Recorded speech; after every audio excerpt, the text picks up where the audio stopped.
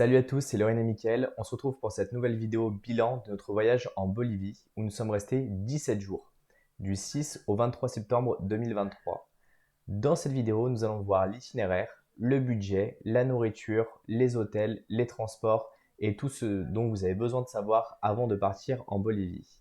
Nous avons atterri en avion à La Paz depuis le Pérou. Nous avons pris un bus directement pour aller à Rurrenabaque pendant 3 jours. Rurrenabaque, c'est la ville qui est à la porte de l'Amazonie en Bolivie. Nous sommes revenus sur la capitale durant 5 jours, la capitale qui est La Paz en Bolivie. Nous sommes partis ensuite sur le sud avec 2 jours à Sucre, 3 jours à Uni et enfin 4 jours à Tupiza. Je vais vous mettre tout de suite dans la vidéo l'itinéraire que nous avons fait pour que vous puissiez le visualiser de manière beaucoup plus simple. La seconde catégorie est la partie budget. Je sais que c'est très important pour beaucoup de personnes le budget quand on part en voyage et donc à vous d'adapter en fonction de ce dont vous avez besoin. Actuellement, à l'heure à laquelle je tourne la vidéo, 1 euro est égal à 7,5 boliviano. Donc moi je prenais en général 1 pour 8, c'est plus simple pour arriver à faire le compte. Au niveau du visa, en tant que Français, il est gratuit pour 90 jours, une fois dans l'année. Donc vous pouvez rester autant de temps que vous le souhaitez pendant cette période-là. En visa touriste, je l'entends bien. Au niveau des hôtels, on en a eu pour 274 euros de budget. Un repas pour deux, ça coûte en général entre 30 et 40 bolivianos. Bien sûr, si jamais vous allez manger dans les petits boui-boui de locaux, le record qu'on ait fait, c'était 12 bolivianos par personne avec un menu complet à midi. En général, vous avez une soupe en entrée, après un plat avec du riz, des pommes de terre et un bout de poulet. Et pas forcément de dessert, c'est pas leur spécialité. Au niveau des cartes SIM, ça nous a coûté 70 bolivianos pour une carte SIM chez Entel, qui est un opérateur un petit peu important là-bas, pour avoir 5 Go de données pendant un mois, dont 20 bolivianos pour acheter la carte SIM. Sachant que la carte SIM, vous n'êtes pas obligé de l'acheter dans un magasin agréé, vous pouvez l'acheter dans toutes les petites supérettes que vous pouvez trouver dans le centre-ville de La Paz par exemple. Au niveau transport, on en a eu pour 115 euros pour l'ensemble de nos transports pour deux personnes. C'était uniquement des bus et majoritairement des bus de nuit parce que là-bas, il n'y a à peu près que ça. Au niveau des activités, on en a eu pour 630 euros. Alors, il faut comprendre que là-dedans, on a différentes choses qu'on a pu faire, comme un package à Rurrenabaque pour 1100 bolivianos par personne et sur lequel il fallait rajouter 120 bolivianos pour l'entrée dans la selva, qui est l'entrée du parc, qui est payant, et 150 pour l'entrée dans la pampa. Nous sommes allés avec l'agence Amazona y Baldemar, qui est vraiment très bien. On reviendra dessus un peu plus sur la fin de la vidéo. Nous avons payé également 87 euros pour deux pour aller au lac Titicaca, voir l'Isla del Sol et voir la ville de Copacabana directement depuis La Paz. On est passé par Get Your Guide, je vous mettrai le lien directement dans la description. On a payé ensuite 100 bolivianos par personne pour l'entrée du musée Tiwanaku, sachant que c'était au sein d'une excursion, donc c'était un coût supplémentaire. Nous avons payé également 52 euros pour l'excursion pour aller à la montagne Chacaltaya, qui est l'un des endroits les plus hauts de la Bolivie, qui est à 5435 mètres. C'est pas la montagne la plus haute, c'est l'un des plus hauts, mais qui est vraiment accessible et qui est vraiment magnifique. Nous avons payé également 30 bolivianos par personne pour entrer sur l'île aux cactus à l'intérieur du désert du Uni. Au total, si on fait le budget de nos 17 jours en Bolivie, on en a eu pour 1535 euros pour deux personnes, soit 45 euros par jour et par personne. Bien sûr, vous pouvez tirer les coûts vers le bas si jamais vous prenez moins d'excursions ou si vous êtes dans des dortoirs, par exemple des hôtels. Nous, dans les hôtels, on a toujours à peu près les équivalents 3 étoiles, c'est un peu notre standing. Donc vous pouvez essayer de récupérer un peu de ce côté-là. Et côté nourriture, on a tendance à payer un peu plus pour avoir de la meilleure qualité. Mais pareil, vous pouvez vous faire à manger ou trouver de la nourriture beaucoup plus locale. Concernant justement la nourriture, alors globalement, elle est vraiment pas chère en campagne, c'est plutôt 30 bolivianos pour deux plats. Et le problème, c'est qu'elle n'est pas très variée, elle est assez fade, c'est pas de la nourriture de qualité. Il y a assez en termes de quantité, mais vraiment, c'est pas là où vous allez vous dire j'ai super bien mangé. Il y a plein de pays en Amérique latine où on mange très bien, au Pérou par exemple ou encore en Argentine. Ici, c'est pas vraiment le cas. De plus, l'eau n'est pas potable, donc vous êtes obligé d'acheter des bouteilles d'eau assez régulièrement ou avoir des gourdes filtrantes comme nous on peut avoir, ce qui est quand même très pratique, mais c'est quand même bien d'avoir de l'eau potable dans les logements et là globalement nulle part elle est potable, donc faites attention à ça. N'allez pas la boire au robinet directement, sinon vous pouvez être vraiment malade, surtout nous avec nos estomacs d'Européens qui ne sont pas forcément habitués à ces critères sanitaires. Au niveau des logements, on est à peu près sur les mêmes gammes de problèmes en fait dans toute l'Amérique latine. C'est-à-dire que l'isolation, elle est quasi inexistante. Donc vous avez pas forcément de chauffage, donc il peut faire vraiment froid. Par exemple, à La Paz, nous, le premier jour, il faisait 12 degrés dans la chambre. Heureusement qu'il y avait un petit chauffage à point, mais il a tourné en permanence pour arriver à réchauffer un petit peu la pièce. Vous entendez tout ce qui se passe à l'extérieur, le bruit des voitures, le bruit des personnes dans les hôtels. Donc c'est pas forcément super agréable de ce côté-là. Donc pensez bien à prendre des boules caisses et également un masque si vous avez besoin pour la lumière parce que c'est très régulier qu'il n'y ait pas de rideau ou que les rideaux soient tellement fins que la lumière passe complètement à travers. Au niveau des salles de bain, les douches en général, elles ont peu de pression. Pour régler l'eau chaude, l'eau froide, c'est pas forcément top, c'est pas forcément de la bonne qualité et vous avez Internet qui est très souvent médiocre. Vous avez un endroit dans l'hôtel où ça capte bien, il faut absolument y aller en fait pour pouvoir connecter, pour pouvoir travailler. Ça, c'est vraiment embêtant pour nous qui travaillons quand même beaucoup sur Internet. Il y a des fois des chambres où on avait un bon réseau, des fois on n'avait pas de réseau. L'idée, si jamais vous avez vraiment besoin d'Internet dans votre chambre, c'est d'aller en faire plusieurs. Vous rentrez dans une chambre, vous testez la connexion, vous dites au manager non, je vais aller dans une autre. Il va vous changer jusqu'à ce que vous trouviez ce qui vous convient le mieux. Ce qui est avantageux par contre, c'est que les prises électriques sont comme en France sans l'aspect terre. C'est-à-dire que vous avez juste les broches du plus et du moins. Vous pouvez brancher n'importe quel équipement dessus. Faites attention du fait qu'il n'y ait pas la terre. Il y a certains équipements, comme des fois les ordinateurs, où on sent un petit peu l'électricité statique sur les claviers et autres. Donc c'est pas très agréable. Mais au moins, vous n'avez pas besoin d'adaptateur et ça, c'est quand même plutôt pas mal. Au niveau des transports, à La Paz, vous avez la possibilité d'utiliser Uber et je vous invite à le faire parce que ça coûte beaucoup moins cher. Au moins, vos courses sont tracées. Certains coins de La Paz sont pas forcément recommandables. Donc, je vous invite plutôt à faire ça que de prendre un taxi au milieu de la route. Des fois, il n'y en a pas. Nous sommes arrivés d'en prendre un. Ça s'est bien passé avec le taxi aussi. Mais ça devient tout de suite beaucoup plus compliqué. Et potentiellement, il peut essayer de vous arnaquer un petit peu. On préfère passer par Uber. Au moins, c'est tranquille. Il n'y a pas forcément trop d'autres applications qui marchent comme ça là-bas, mais celle-là a le mérite de bien marcher et vous pouvez payer en espèces. Dans Uber, vous sélectionnez paiement en espèces et au moins vous n'avez pas de paiement par carte ou autre qui est fait. Globalement, les routes sont en mauvais état. Dans les centres-villes des grosses villes, c'est bétonné. Tout le reste, c'est de la terre battue à minima. Des fois, c'est des chemins qui sont complètement quasiment en friche. Et sur ça, vous avez uniquement des bus qui vont passer. Vous avez les semi-Kama ou les Kama. Semi-Kama, vous êtes plutôt dans des bus de locaux et les Kama, vous êtes censé être plutôt des bus de touristes qui sont de meilleure qualité. Mais globalement, les bus en Bolivie, c'est une catastrophe. Ils sont vraiment de mauvaise qualité par rapport au Pérou. Il y a une très mauvaise isolation, donc il fait froid dans le bus. Quand on est revenu par exemple de Cuernavaca à La Paz, on était avec tous nos blousons en fait sur le dos tellement il faisait froid dans le bus. Vraiment, c'est très inconfortable. Et quand on a pris un autre bus entre Sucré et Uni, ils avaient mis le chauffage tellement fort au départ qu'il devait faire, je sais pas, peut-être 35 dans le bus. Et après, arrivé à 4 heures du matin, il faisait 15 degrés dans le bus parce que soit ils mettent le chauffage à fond, soit ils le coupent complètement. Donc c'est très très inconfortable, y compris pour les sièges et autres. Donc on n'est vraiment pas arrivé à dormir. Nous, à chaque fois qu'on a fait un bus de nuit, on était obligé de reprendre l'hôtel le matin pour arriver à dormir un petit peu. Et le problème, c'est que l'ensemble en fait des bus partent le soir pour arriver le matin vers 4 ou 5 heures. Alors qu'il y a 4 heures, il y a 8 heures de trajet, pardon, entre 8 et 10 heures de trajet pour la plupart des déplacements. Je ne comprends pas et il n'y a aucune raison pour laquelle ils ne partent pas le matin. Mais bon, c'est comme ça. Le problème aussi, si jamais vous prenez un bus et qu'il y a des locaux dedans, souvent ils ont leurs chiens, ils ont leurs poules, ils ont tout ce qu'ils ont besoin de trimballer. Ils ont des gros sacs de mana, ils ont plein de choses différentes et donc c'est juste clairement pas exceptionnel. Au niveau de la nourriture, je vous en ai pas parlé de différentes nourritures parce qu'il n'y a rien en fait, il n'y a rien à manger de particulier. Donc c'est pour ça qu'ils travaillent à peu près la même chose et on retrouve à peu près ce qu'on trouvait au Pérou en moins bonne qualité. Globalement, dans les transports, personne ne respecte les signalisations. Que ce soit les feux à La Paz ou dans les grandes villes, les priorités à droite, le respect des piétons. Faites très attention quand vous marchez, quand vous traversez, de ne pas vous faire écraser, parce que ça c'est une vraie problématique en Bolivie. Et après, quand vous allez payer votre bus, au moment où vous allez partir, à chaque station de bus, vous allez devoir payer une taxe de 2 à 2,50 bolivianos. Ce qui est quand même bizarre parce que vous payez votre billet, mais non, il faut rajouter encore la taxe en permanence. Donc les personnes montent dans le bus, vous avez à les payer et c'est comme ça.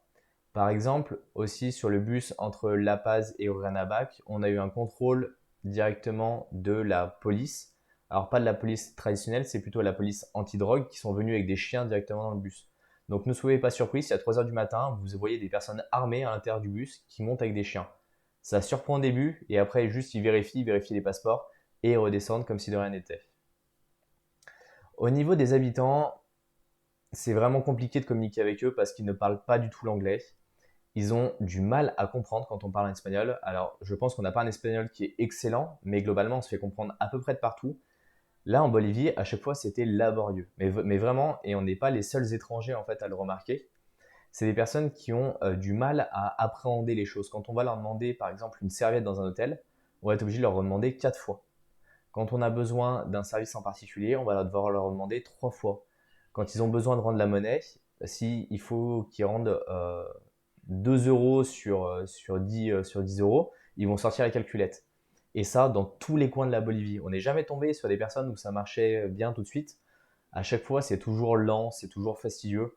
Donc non, les rapports avec les habitants sont quand même un peu compliqués. Ils sont pas méchants, mais c'est quand même compliqué au quotidien parce qu'ils sont quand même très lents en permanence. Au niveau des activités, on a fait quand même pas mal d'activités, c'est une grosse part de notre budget. On a les aspects nature parce que c'est ce qu'on va vraiment préférer et c'est ce que personnellement j'ai vraiment préféré en Bolivie.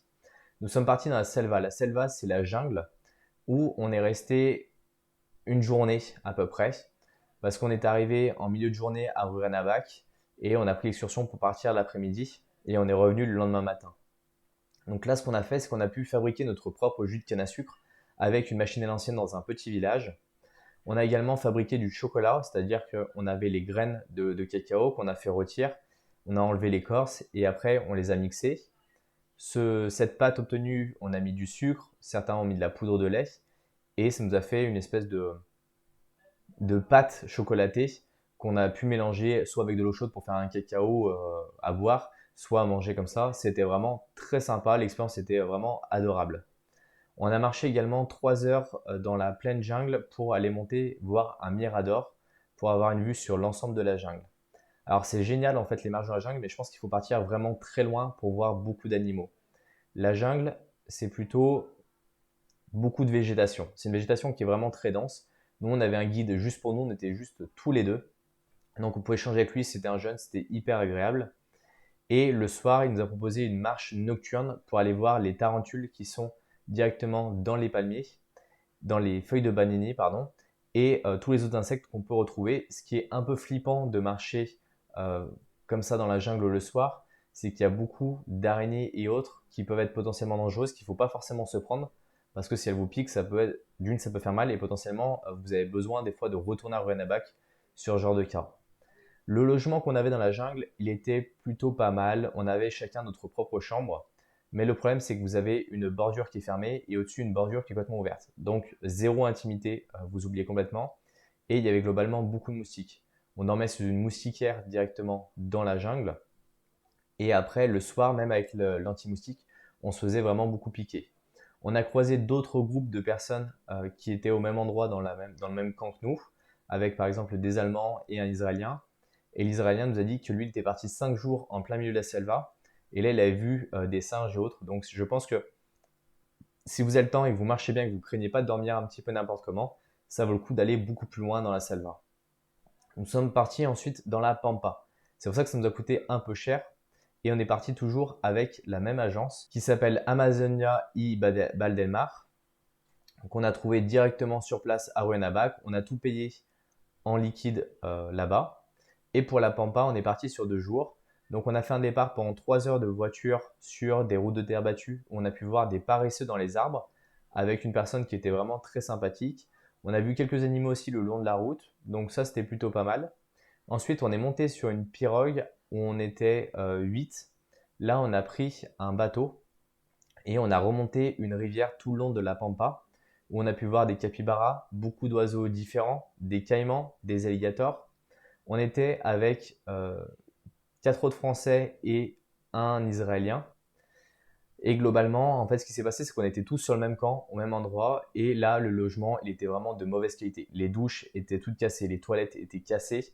elles étaient sales. On était dans un dortoir à 4 alors que nous, on aime vraiment avoir notre chambre pour nous. Donc c'était vraiment pas très agréable. Le camp n'était pas très agréable, la nourriture était juste correcte, mais le paysage était juste merveilleux. L'avantage c'est que près du camp, il y avait des petits singes, donc on pouvait se balader et les voir, c'était vraiment super sympa. Le deuxième jour, on est parti faire de la pêche au piranha de manière traditionnelle avec un fil, des morceaux de bœuf accrochés où justement on va tirer pour essayer de l'avoir. Moi, je suis arrivé à en avoir un gros, du moins un gros à peu près comme ça, de piranha. Et au moment où j'ai enlevé l'hameçon, il m'a mordu le doigt. Donc je vous mettrai pareil la vidéo pour que vous puissiez rigoler. Mais c'était vraiment très sympa cette expérience. Un peu trop courte à notre goût parce qu'on aime bien pêcher. Mais c'était vraiment génial de pouvoir faire ça vraiment comme les locaux. On est parti ensuite un peu plus loin dans la rivière pour voir les dauphins roses. À cette époque-là de l'année, donc en septembre, le niveau est vraiment bas. Il n'en restait plus qu'un de dauphin rose. Donc on est allé nager avec lui. Alors nager dans une eau qui est complètement boueuse, je vous assure que personne ne voulait y aller. J'étais le premier à descendre dans l'eau, sachant qu'il y a potentiellement des piranhas, des caïmans et des dauphins. Le guide nous a rejoint quand même assez rapidement. On est resté quelques temps. Le dauphin s'est pas trop rapproché de nous, il est resté quand même un peu méfiant, mais c'était quand même super sympa. Et l'après-midi, retour en bateau. Donc pendant 3 heures de bateau, on peut à nouveau voir la Pampa. Et retour à Rurrenabaque en voiture. Le problème, c'est qu'en ce moment, il y a ce qu'ils appellent, c'est pas la burning season, mais ils font brûler l'ensemble des champs aux alentours. Donc il y a certains passages qui ont été complètement enfumés sur le bateau, à tel point qu'à un moment, il a dû arrêter le bateau, attendre que ça passe un petit peu pour qu'on puisse passer, parce que il y a des brûlis de partout et donc c'est vraiment mauvais pour la santé et surtout vous avez de la cendre de partout, c'est vraiment très désagréable. Au niveau des montagnes, nous sommes montés sur Chacaltaya qui est une montagne à 5435 mètres à côté de La Paz. Donc vous montez quasiment 5000 mètres en minivan et vous faites uniquement les 500 derniers mètres à pied. Et là vous avez un paysage qui est juste magnifique. Vraiment sur toute la vue, vous avez des petits lagons, c'était juste exceptionnel. Par contre, en étant à plus de 5000 mètres, c'est physiquement compliqué pour la respiration, pour le cœur. Donc allez-y tranquillement, prenez de l'agua de Florida, comme on avait fait nous au Pérou, très très pratique. Si jamais vous avez des maux de tête, prenez de la feuille de coca, prenez du thé de mounia, c'est vraiment ça vous aidera à aller mieux. Et si vous n'êtes jamais monté à cette hauteur-là, gardez-vous un peu de temps pour monter crescendo au niveau des paliers, parce que sinon vous allez être vite vous sentir mal. Sur la même journée, on est parti dans la vallée de la Luna, qui est assez proche de La Paz, et ça ressemble un peu à Bryce Canyon en plus petit et sans couleur. Personnellement, on n'a pas trop aimé parce que on avait vu des choses qui étaient beaucoup plus belles, et là on voyait pas forcément un grand intérêt. Mais chez Caltaïd est tellement magnifique à côté que du coup on regrette pas forcément l'excursion. Si vous avez l'occasion, allez la voir, la vallée de la Luna, mais sinon c'est clairement pas obligatoire. Il y a d'autres choses qui sont beaucoup plus sympas à faire. Il y a une autre excursion pour monter en haut d'une montagne à 6080 mètres, si je dis pas de bêtises. Mais là, il faut être beaucoup plus équipé parce que nous, sur la pointe, il n'y avait pas de neige, mais à 6000 mètres, il y a de la neige quasiment toute l'année. Donc, il vaut mieux avoir les bons équipements ou louer les bons équipements. On est allé également dans le désert du Uni, qui est le plus grand désert de sel au monde. Et là, c'est juste magnifique. Vous roulez en 4x4 dessus pendant 1 heure. Il n'y a strictement rien autour. Vous avez des croûtes de sel de partout. On a pu voir la fabrication du sel avant et son affinage. Et après, c'est là aussi où il y a eu les départs pour directement le Paris-Dakar. Et donc, il reste toutes les statues, toutes les infrastructures qui avaient été créées pour. Donc, c'est très sympa. Et sur un des côtés de ce désert du Uni, vous avez une île aux cactus. Vous avez plein de cactus dessus, sur lequel vous pouvez vous arrêter en voiture et monter. Il y a une petite marche à faire qui dure à peu près une demi-heure. Vous avez une vue sur l'ensemble du désert et vous avez des cactus qui sont juste exceptionnels. Ils sont vraiment très grands, entre 7 à 10 mètres de haut et qui sont un petit peu particuliers. On n'a pas forcément l'habitude de les voir, donc c'est juste génial pour ça. On a profité également d'être en Bolivie pour faire le lac Titicaca. On voulait le faire au Pérou, mais avec ce qui s'est passé en début d'année, c'était compliqué. Préféré d'un point de vue sécurité le faire côté plutôt La Paz. Donc on a pris un bus depuis La Paz un matin pour aller au lac Titicaca. Vous avez un bus, un petit bateau, un bout de bus. Et quand vous allez arriver au lac Titicaca, on va vous emmener à la ville Copacabana.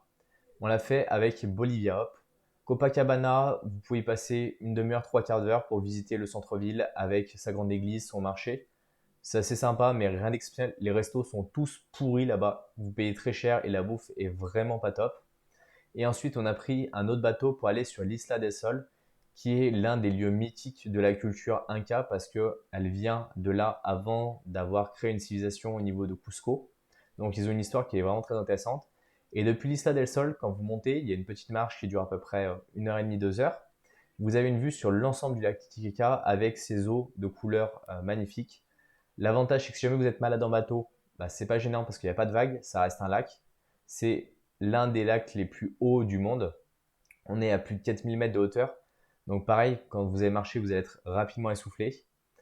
Et nous, après, on est rentré le soir sur La Paz. Donc c'est parfaitement faisable. Ou sinon, vous pouvez aller à Puno de l'autre côté, côté Pérou. Il y en a qui traversaient aussi, mais vous coupez une partie de la visite. Pour les villes, il n'y a pas grand-chose à en dire en fait au niveau de la Bolivie. Vous avez La Paz qui est la capitale, où vous avez le marché aux sorcières qui est franchement pas exceptionnel. Vous avez quelques cahutes où ils vendent 2-3 trucs un peu bizarres, mais rien de génial. Et je trouvais que le centre était un peu craignos sur certains endroits. Donc, bon, La Paz, pas forcément une ville que nous on a appréciée. Vous avez Sucré, qui est une petite ville qui est jolie et vraiment qui est animée. On a eu de la chance, on est tombé sur la fête de la Vierge. Il y a plein de fêtes en permanence dans l'Amérique du Sud. Donc là, il y avait de la musique, il y avait des costumes, il y avait des danses. Vraiment, c'était super animé, super agréable. Et vraiment un centre-ville très joli. Alors, il n'est pas très grand, ça fait des petites maisons blanches et autres avec, vous avez différentes églises, vous avez différentes places. Vraiment très sympa pour se balader quelques jours. Et ensuite, à côté de ça, vous avez Uyuni, qui est une ville en plein milieu du désert où il n'y a strictement rien. On est arrivé à 5 heures du matin, tout était fermé. Jusqu'à 7 heures où nous, on a imploré l'auberge où on était de nous ouvrir parce qu'ils n'ont pas l'habitude en fait d'avoir des touristes. Et donc, c'est juste une ville étape en général. Les gens restent là une nuit et puis ils partent ailleurs. Alors que les bus arrivent à 5 heures du matin, vous n'avez pas de taxi, vous n'avez rien. En fait, tout est fermé. Et si jamais vous avez un malheur d'arriver un dimanche ou autre, là, c'est juste horrible. Vous n'avez pas de quoi manger. C'est vraiment très compliqué. Et en plus, c'est une ville qui est vraiment pas belle, Uni. Donc, oui, vous la passez en étape, mais n'y restez pas. Il n'y a aucun intérêt. Et tu Pizza, le centre, vous pouvez y rester un petit peu, mais c'est pas très joli.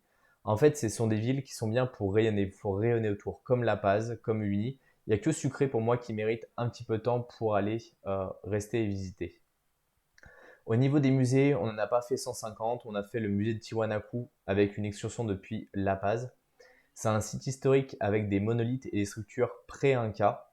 On était 6 à ce moment-là. Donc il nous explique un peu l'histoire dans le musée et après il y a les sites sur place.